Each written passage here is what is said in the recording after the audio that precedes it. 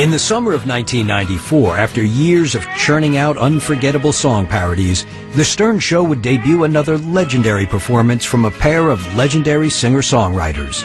You know, I get asked about the band America and A Boy with Horse Teeth, and I love the band America. First of all, Gerry and Dewey are two of the nicest guys you will ever meet.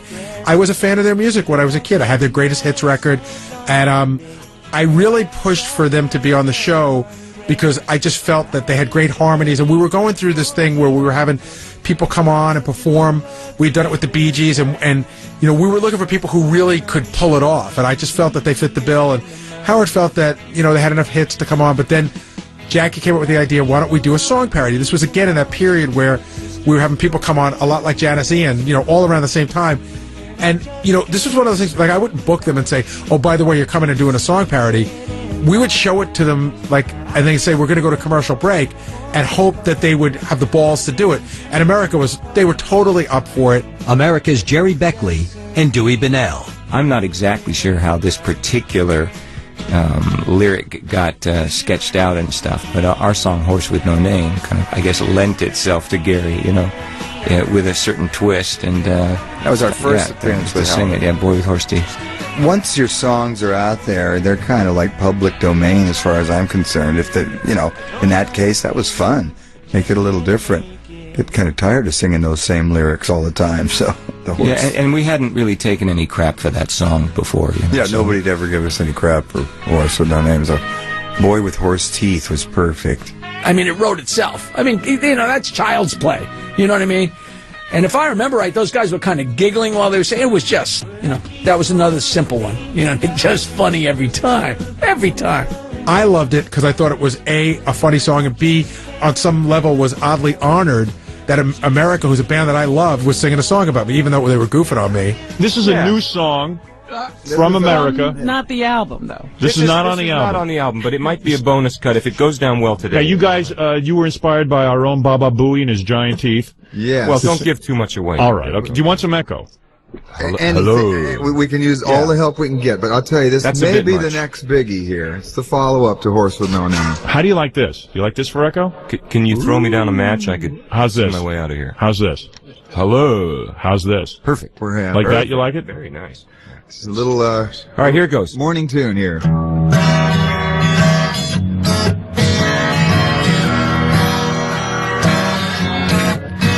There's a guy named Todd Sawtoothie. He's gonna be with Howard for life. And his teeth are huge and green and stink. They're as big as a kitchen sink. He screws up everything that he does. Basic working skills he lacks. His breath is hot and his gums are dry. You can hear them when his fat lips smack. I'm telling the story of the boy with horse teeth. They're as green as a funeral wreath. He's so dopey, he won't come in from the rain. If you look in his eyes, you can see there's no brain. Ba ba ba ba ba ba booey ba ba ba ba ba ba ba ba ba ba ba booey ba ba ba ba ba. He's got 14-pound incisors he carries around in his head. He's 30 years old and he collects cartoons. You could swear he was brain dead. The only thing this imbecile cares about is getting autographs of Barney and Fred. I was just brought coffee by a boy with horse teeth, and his gums look a real disease. His new haircut makes him look like a chimp, and each front tooth is the size of a blimp. Fa fa fa fa fa fa Foley, and he looks like Mr. Ed. Fa fa fa fa fa fa Foley, from the neck up the boy is dead.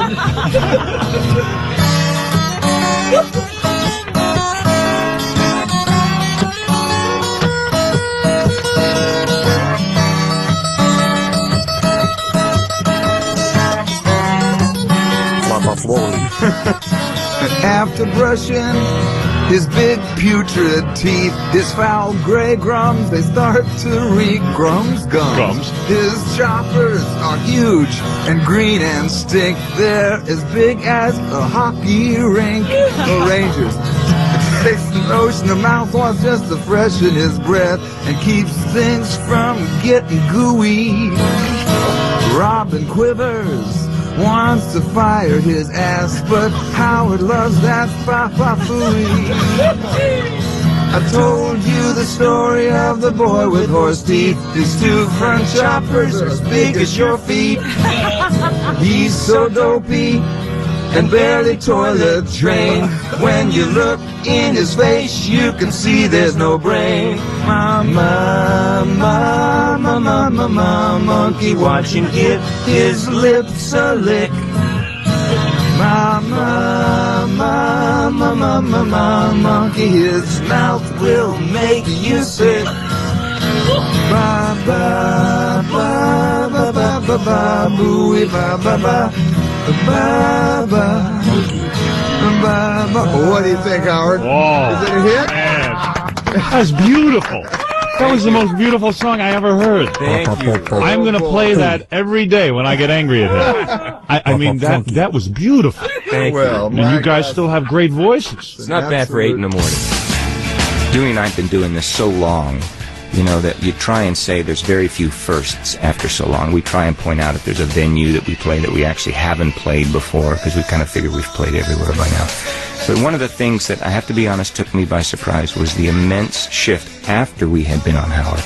Because, you know, he reaches out to such a demographic. It was amazing. Immediately following being on Howard, there was a shift. Just people who normally wouldn't have come up to us, you know, I heard you on Howard.